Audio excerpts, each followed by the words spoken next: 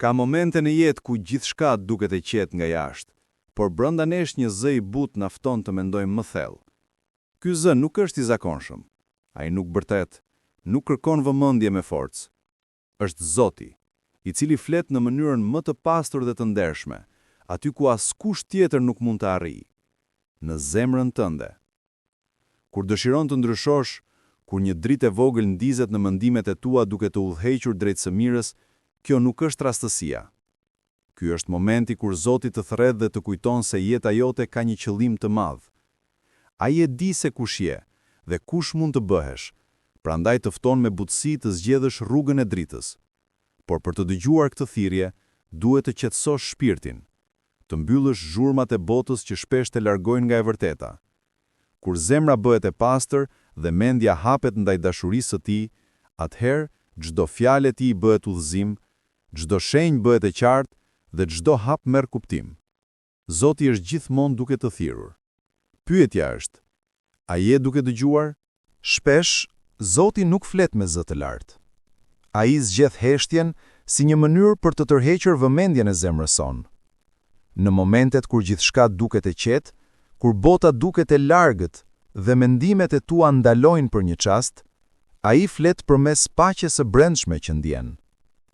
Heshtja është një dhomë ku mund të dëgjosh atë që nuk mund ta shohësh, një ndjesi e lehtë që të drejton drejt një vendimi të duhur, një ndjesi ngushëlluese që largon frikën, ose një ndjenjë të brendshme të guxosh më shumë. Kto janë zërat të tij. Kur e kupton këtë, çdo moment qetësie merr një kuptim të ri. Njeriu shpesh injoron heshtjen, duke kërkuar tinguj të mëdhenj ose mrekulli të jashtëzakonshme. Por fuqia e Zotit qëndron në mënyrën se si ai mund të prek shpirtin pa zhurrur. Kur mëson të ndalosh, të dëgjosh dhe të reflektosh, fillon të dallosh mesazhet e tij të heshtura, por të fuqishme. Çdo çast qetësie mund të jetë një ftesë për të hapur zemrën. Heshtja flet, dhe ai është aty për ty. Zoti shpesh flet përmes gjërave të vogla që duket se janë të zakonshme, një buzëqeshje e papritur, një fjali e rastësishme që prek zemrën, një moment qetësie në natyrë. Këto mund të jenë shenja që ai përdor për të drejtuar. Njeriu shpesh i injoron këto detaje, sepse kërkon mrekulli të mëdha, por fuqia e udhëzimit të tij qëndron pikërisht në thjeshtësi. Kur mëson të vësh re këto shenja, fillon të kuptosh se çdo gjë ka një qëllim. Një zog që fluturon në horizont, një rrezë drite që prek fytyrën, një ndjesi e papritur guximi, këto janë udhëzime të brendshme që të tregojnë rrugën e drejtë. Çdo detaj i vogël është një mundësi për të ndjerë praninë e tij dhe për të reflektuar mbi veprimet e tua. Kur zemra hapet ndaj këtyre mesazheve, gjithçka merr kuptim. Zoti flet përmes çdo detaji të jetës, por duhet të jesh i vëmendshëm për të kuptuar kuptimin e tij. Shenjat janë të shumta, të heshtura, por fuqia e tyre është e madhe. Zoti shpesh i përdor njerëzit për të sjellë mesazhet e tij deri tek ne. Ndonjëherë është një mik që të jep një këshill të sinqertë. Ndonjëherë një i huaj që të buzëqesh, mu kur ke më shumë nevojë. Ose dikush që të shfaqet në jetë për një kohë të shkurtër, por që lë gjurmë të thella në shpirtin tënd. Asgjë nga këto nuk është rastësi.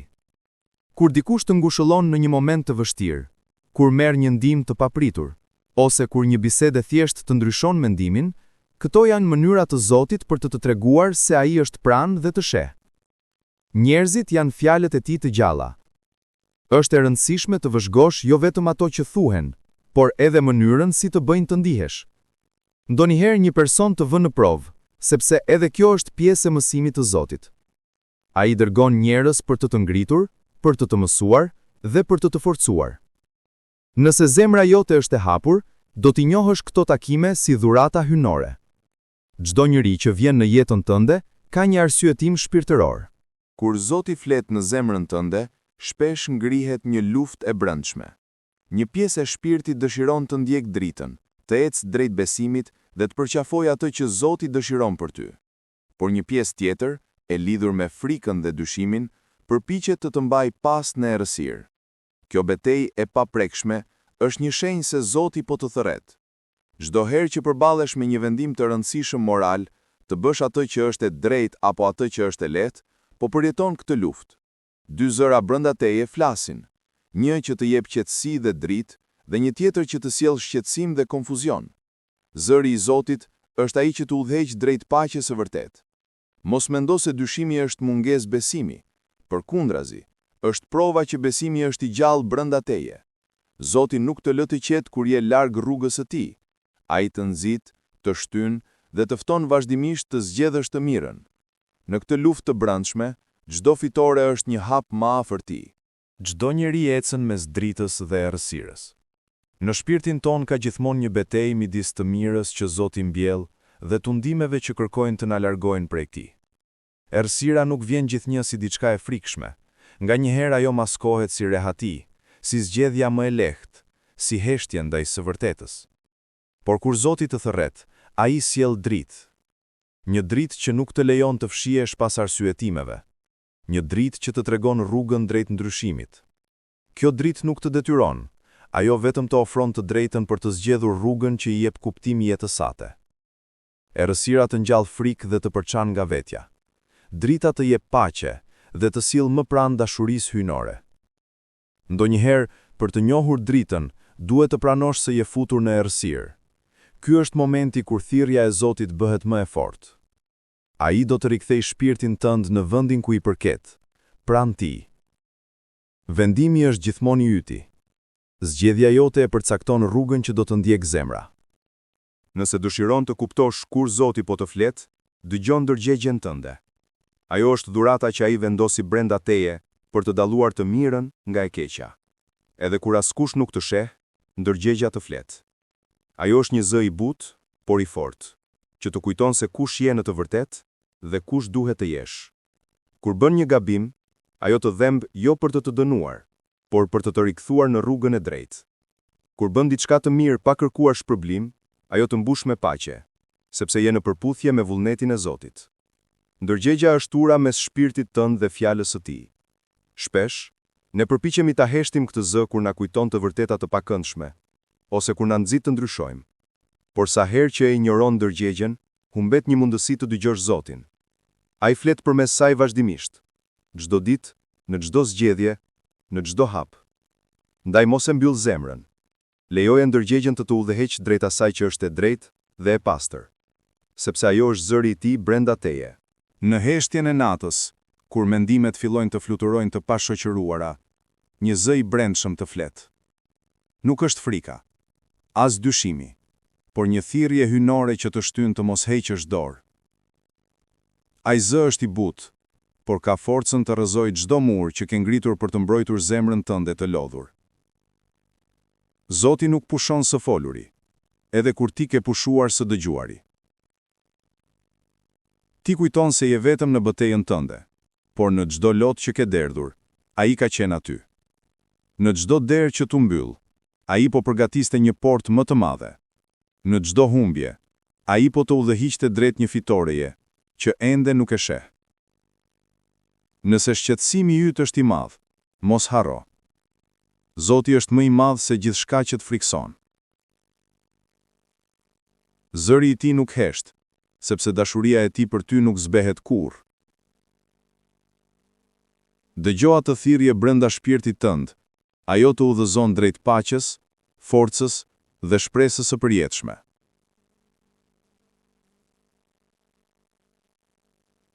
Nga errësira e mendimeve, drita e Zotit të thërret që të ngrihesh edhe një herë. Ai është pranë, dhe zemra jote e di këtë. Kur lodhesh dhe rrëzohesh përsëri në të njëjtin vend, mendon se nuk ka më kuptim të ngrihesh. Zemra jote peshon nga zhgënjimet, dhe shpresa duket si një dritë që largohet sa herë që kërkon ta prekësh. Por pikërisht në ato momente, kur duken të humbura të gjitha forcat, Zoti vendos dorën e tij mbi ty. Ai nuk pret që ti të jesh i fortë. Ai pret që ta lejosh atë të jetë forca jote. Sepse, kur ti je i thyer, ai të ribën më i fortë. Kur ti humb drejtimin, ai të tregon rrugën që të çon atje ku je thirrur të jesh, jo ku frika dëshiron të mbetesh. Nuk ka rëndësi sa shumë herë je shembur. Zoti nuk të gjykon nga rënjet, por nga guximi për të provuar të ngrihesh. Dhe çdo herë që e bën këtë, ai është me ty, duke vendosur frymë të re në shpirtin tënd. Beso, sepse çdo hap që bën edhe kur duket i vogël, është një hap drejt dritës së tij. Atje ku dhimbja jote kthehet në lavdi dhe historia jote bëhet dëshmi. Ka çaste kur lutjet e tua duken të padëgjuara. Ti flet, por përgjigja nuk vjen. Heshtja të frikson. Fillon të mendosh se Zoti të ka harruar, ose se nuk je mjaftueshëm i rëndësishëm që ai të dëgjojë. Por e vërteta është se Zoti flet më fort përmes heshtjes. Në këtë qetësi të thellë, ai po rregullon rrugën tënde, po mbush boshllëgjet e shpirtit tënd, dhe po jep formë përgjigjeve që ti ende nuk je gati t'i kuptosh. Ti rri i shqetësuar për kohën, por Zoti punon në përjetësi. Ai e di momentin e saktë kur duhet të hap një derë dhe kur duhet të mbyll një tjetër. Mos u dorëzo kur nuk dëgjon një po menjëherë. Ndoshta ai po të thotë, prit, sepse po përgatis diçka më të madhe. Dhe kur kjo të shfaqet para teje, do ta kuptosh se heshtja nuk ishte mungesë, ishte mbrojtje. Mbylli syt dhe dëgjo. Zëri i tij është aty, mes rrahjeve të zemrës tënde. Ai nuk është larg. Ai është pranë, duke të udhëhequr me paqe, me dashuri dhe me një plan që shkon përtej imagjinatës tënde. Besimi nuk është vetëm një ndjenjë momentit. Ai është një energji që transformon zemrën dhe mendjen. Kur zemra jote përjeton thirrjen e Zotit dhe e pranon atë me gjithë fuqinë e shpirtit, çdo frikë dhe shqetësim fillon të zbehet. Besimi bëhet forcë, një burim i pashtershëm energjie që të shtyn përpara, edhe kur rruga duket e vështirë. Zoti të thërreth të ecësh përtej kufive të dyshimit dhe pasigurisë. Çdo hap që merr me besim, ai e shndron në një mësim dhe në një shenjë. Nuk ka rëndësi sa herë ke rënë më parë. Besimi i vërtet të ngre përsëri, më i fortë dhe më i qartë. Ky besim nuk lind pa përpjekje. Ai kërkon durim, reflektim dhe hapje të zemrës. Por sa herë që zgjedh të bisosh, ai të tregon se gjithçka që ke nevojë është tashmë brenda teje.